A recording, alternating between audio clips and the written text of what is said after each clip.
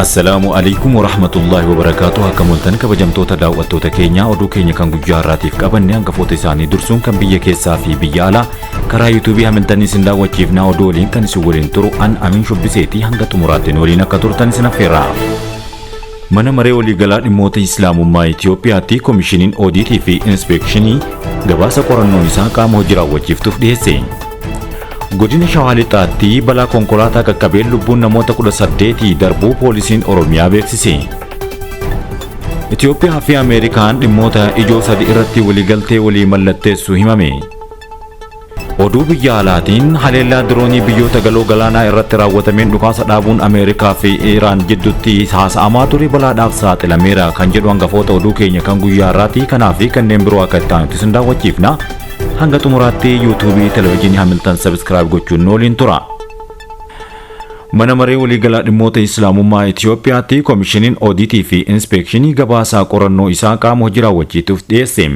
Koomishiniin oodiitii fi inspeekshinii kan mana maree ol'aanoo dhimmoota Islaamummaa Itoophiyaa ji'oota lamaan darban keessatti qorannoo gaggeessaa turuudhaan guyyaa kaleessaa gabaasaa qorannoo isaa qaama hojii raawwachiiftuutiif dhiyeesse. Gabaasni koomishinii oodiitii fi inspeekshinii kun dameewwan adda addaa daayirektaroota akkasumas mootummaa jalatti dhaabbilee itti gaafatamummaa qaban irratti kan xiyyeeffatu ta'uunis eerameera. Gabaasni qorannoo keessaa baay'inaan kan xiyyeeffate keessaa imaammatoota mana marichaa qajeelfamoota hojii fi caasaa bulchiinsaa ta'uun beekameera. Gabaasichi bakka pirezidaantiin mana marichaa Dr. Kabajaa Sheekh Hajii Ibrahim Tufaa argamanitti kan dhiyaate yoo ta'u, imaammatoota fi qajeelfamoota hojii majlisicha keessatti rakkoon iftoominaa akka jiru akkasumas imaammatoota fi qajeelfamoota jiran irratti hubannaan gadi aanaa ta'e jiraachuu isaa gabaasicha kanaan eeramee jira. Miseensonni hojii raawwachiiftuu mana marichaa gabaasa irratti marii fi gamaagama gaggeessaniiru. Dr. Kabajaa Sheekh Hajii Ibrahim Tufaa akka jedhanitti gabaasa oodiitii irratti marii fi gamaagamni ifaa taasifamu hojii mootummaa dhaabbata majlisichaa ammayyeessuuf akkasumas itti gaafatamummaa bulchiinsaa keessatti hoggansa sirrii diriirsuudhaaf gahee guddaa qaba jechuun dubbatan. Heerri mana maree waliigalaa dhimmoota Islaamummaa Itoophiyaadhaa keewwata 42 jalatti koomishiniin oodiitii fi inspeekshinii hojii isaa keessatti argannoowwanii fi yaada murtii isaa ji'a sadiin qaama hojii raawwachiiftuutiif dhiheessuun tarkaanfii sirreeffamaa barbaachisaa ta'e akka fudhatamu ni taasifamas jedhameera. Godina Shawaa Lixaatti balaan konkolaataa qaqqabeen lubbuun namoota 18 darbuu poolisiin naannoo Oromiyaa beeksise. Balaan kun godinicha aanaa dandii gandaa warqaa gaaraa iddoo addaa gaara hoolaatti qaqqabuu ibsi poolisii baase dhagahameera. Akka ibsa poolisii kanaatitti balaan kun sanbata akka lakkoofsa Itoophiyaa caamsaa 1/2018 galgala keessaa sa'aatii 1:00 qaqqabe jedha. Konkolaataan deddeebisa uummataa qixqixii jedhamuudhaan waamamu aanaa Ilfaataa irraa gara aanaa dandii osoo adeemaa jiru balaan kun qaqqabee jedheera. Kanaanis lubbuun dhiirota 5 fi dubartoota 13 waliigalaan lubbuun namoota 18 yoo darbu namoota 13 biroo irratti miidhaan qaamaa cimaa jedhame gaheera. Kanaan alas namoonni 26 irra miidhaan qaamaa salphaan qaqqabu poolisiin naannoo Oromiyaa himeera. Akka ibsa poolisii naannoo Oromiyaatti walumaa galatti namoota 57 irratti miidhaan qaqqabeera jedhe. Sababni balaa kanaa qoratamaa jiraachuullee qajeelcha poolisii godina Shawaa Lixaa irraa wabeeffachuun danda'ameera. Poolisiin lakkoofsa namoota miidhamanii 57 jedhee ibsee namoonni baay'een konkolaaticha keessaa akka turan agarsiisa. Namoota balaa kanaaf saaxilaman keessaa hangam akka yaala saffisaa argatanis ta'ee hospitaalli itti gaafataman hin ibsine jedhamee jira.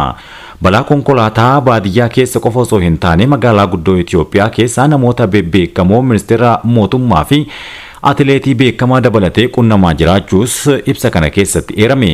Itoophiyaa keessatti waggaa waggaadhaan lammiileen 10,000 lakkaa'aman balaa konkolaataatiin ni darbu. Itoophiyaa bara 2014 akka lakkoofsa Itoophiyaatti sababii balaa tiraafikaa qofaan lammiileen biyyattii 3,971 ta'an lubbuu isaanii dhabanii jiru. Balaa du'aa bara 2013 akka lakkoofsa Itoophiyaatti qaqqabe wajjin wal bira qabamee yoo ilaalamu yookaan yoo madaalamu lubbuun namoota darbee 190 hir'atee turuun garuu ni yaadatama. Haaluma kanaan ragaan koomishinii poolisii federaalaa akka agarsiisutti bara 2013 akka lakkoofsa Itoophiyaatti biyyattii keessatti balaa tiraafikaa mudateen balaawwan tiraafikaa 15,000 ol qaqqabuun sababii balaa kanaatiin ammoo lubbuun namoota 4,161 darbuu beekameeti kan inni jiru. Itoophiyaa fi Ameerikaan dhimmoota ijoo sadii irratti waliigaltee waliin mallatteessan. Itoophiyaa fi Ameerikaan waliigaltee waloo gaanfa Afrikaa nagaa fi tasgabbii fooyyessuudhaaf gargaaru jedhan irratti mallatteessaniiru. Biyyoonni lameen waliigaltee dhimmoota waloo fi naannoo gaanfa Afrikaa irratti xiyyeeffatan irratti kan waliin haasa'an ta'uun himameera. Waliigalteen kunis Bilateral Structured Dialogue jedhamuun marii waloo caaseffame akka ta'e ministeerri dhimma alaa Itoophiyaa ibsaniiru. Waliigalteen kun gama Itoophiyaatiin ministeera dhimma alaa Dr. Gideon Ximaatewoos fi gama Ameerikaatiin ammoo ministeera dhimma alaa Ameerikaatti ministeera itti aantuu dhimma alaa Alison Hookeridha. Kaayyoon ijoo waliigaltee kanaas hariiroo biyyoota lameenii cimsuu irratti kan xiyyeeffatu akka ta'es dippiloomaatonni himaniiru. Waliigalteen kun yeroo Ameerikaan qoqqobbii Eertiriyaa irra keessee irraa kaasuudhaan Asmaraa waliin hariiroo tolfachuudhaaf akka jettu yeroo gabaafamaa jirutti akka ta'e himamaatii kan jiru. Waliigaltee kana biratti ministeera dhimma alaa Itoophiyaa Dr. Gideon Ximaatewoos ministeera dhimma alaa Ameerikaa Marco Rubio wajjin mari'ataniiru jedhameera. Yeroo kanatti Rubiyoon Itoophiyaan baha Afrikaa keessatti wixinee qophaa'e hojii irra oolchuudhaaf walitti bu'iinsa qabbaneessuu keessatti qooda guddaa akka qabdu ibsuun ministeera dhimma alaa Ameerikaa ibsa baaseen himeetii kan inni jiru. Dabalataan michummaa nageenyaa Ameerikaa fi Itoophiyaa gidduu jiruu fi carraa daldala biyyoota lamaan gidduu jiru fayyadamuudhaaf tarkaanfii ol'aanaa fudhatamee jiru irratti dubbataniiti kan jiran.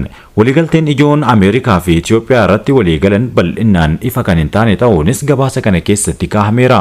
Ministeerri dhimma alaa Itoophiyaa akka ibsetti waliigalteen kun dhimmoota ijoo sadii qofa irratti kan hundaa'eera jedheera. Inni jalqabaa waa'ee diinagdee biyyaa, daldalaa fi investimantiidha jedhan. Bulchiinsi Ameerikaa maangoo irra jiru biyyoota Afrikaa wajjin hariiroo daldalaa cimaa uumuu barbaadas jedhaniiru. Inni lammataa waltumsa waraanaa fi nageenyaati. Biyyoonni lameen fedhii waloo galmaan gahuudhaaf waliin hojjetu jedha ibsi kun.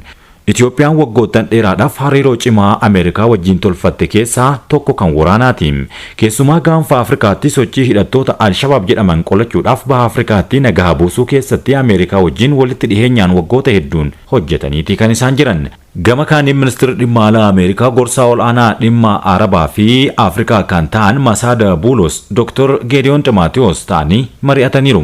Mariin isaanis laga Naayil hidha guddicha Itoophiyaa kana irratti kan Suudaaniin nagaa buusuuf waa'ee nageenyaa mari'ataniiru jechuudhaan dubbatameera. Kana malees waa'een galaana diimaatis makameera. Jila Itoophiyaa keessaa hoogganaan tika Itoophiyaa obbo Ridwaan Hussein aangawoonni ministeera dhimma alaa Itoophiyaa argamaniiru. Akkasumas gorsaan diinagdee ministeera muummee Dr. Abiy Ahmad ambaasaadar Girmaa Birrulleen achirratti himataniiru.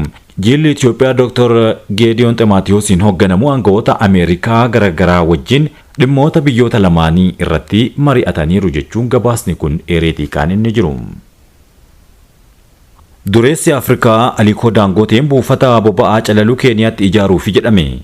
Hojii industirii Afrikaa keessatti kan durummaadhaan beekamu Aliko Dangote warshaa guddaa Keeniyaatti boba'aa baarmeela 650 ol calaluu gaanfa Afrikaa ijaaruudhaaf Keeniyaatti akka bakka filataa jiran himamee jira. Dangoteen dhimma kana barruu Financial Times kan hime yoo ta'u kunis tarkaanfii kanaan dura warshaa Taanzaaniyaa keessatti ijaaruudhaaf yaadame irratti gaafiin ka'uu hordofeeti jedhamaa jira. Karoora kanaan dura warshicha qarqara galaanaa Taanzaaniyaa irratti ijaaruudhaaf qophaa'ee fi ji'a darbee gumii bu'uuraalee misoomaa irratti osoo isaan hin beekin ifa godhame irratti pirezidaantiin Taanzaaniyaa Saamiyaa Suluhu Hassan gita isaanii pirezidaantii Keeniyaa Wiiliyaam Ruuto irratti dheekkamsa cimaa kaasuun isaanii kan yaadatamudha. Dangoteen sababa Mombaasaan buufata baay'ee guddaa fi gadi fagoo qabduuf ani gara Mombaasaatti baay'ee filadheera jechuun dubbateera.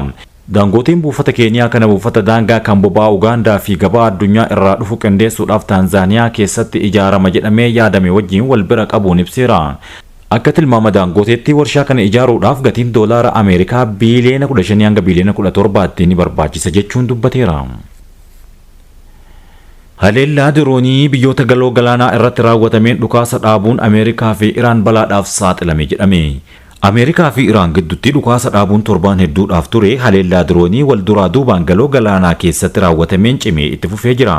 Dooniiwwan daldalaa Arab Emirates, Kuwait fi Qatar keessatti dilbata darbee caamsaa 10 akka lakkoofsa Awurooppaatti haleellaan irratti raawwatame jechuun gabaasaaleen bahuun ni yaadatama. Doonii daldalaa tokko qarqara galaanaa Dohaatti haleellaa dirooniitiin rukutamtee ibiddi irratti qabatee ture. Waajjirri daldalaa galaanaa Biriteen akka jedhetti haleellaan kun Dohaa irraa gara kaaba bahaatti kiiloomeetira 43 qofa fagaatee akka argamus barreessitii kan inni jiru. Ministeerri raayyaa ittisa biyyaa United Arab Emirates akka beeksisetti dirooniin Iraan lama naannoo qilleensaa isii sarbanii humnoota nageenyaatiin rasaasaan rukutamuu isaanii beeksiseeti kan inni jiru. Kuweet akkasumas diroonii lama naannoo qilleensa ishee seenan to'achuu kan ibse yoo ta'u, dhiphina dippiloomaasii fi deebii Ameerikaa bulchiinsa Tiraamp waliigalteen dhukaasa dhaabuu ammallee hojii irra akka jiru yommuu ibsu, yaaliin haleellaa dirooniiwwan waraana Ameerikaa Strait of Hormuz keessatti raawwatame hordofuun haalli kun jijjiirameera jedhamaa jira.